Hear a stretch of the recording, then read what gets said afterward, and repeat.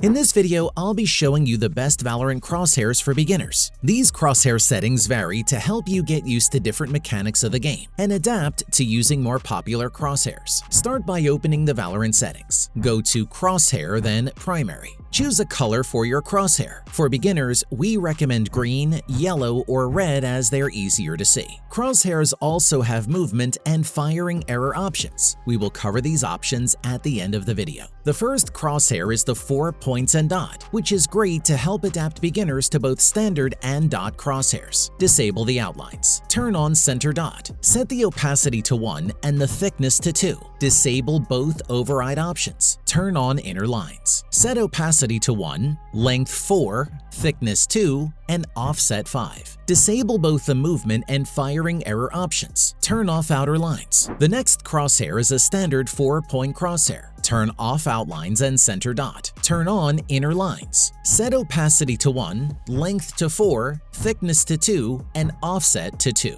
Turn off the error options and outer lines. Next is a dot crosshair. Turn off the outlines. Enable center dot. Set the opacity and thickness both to 1.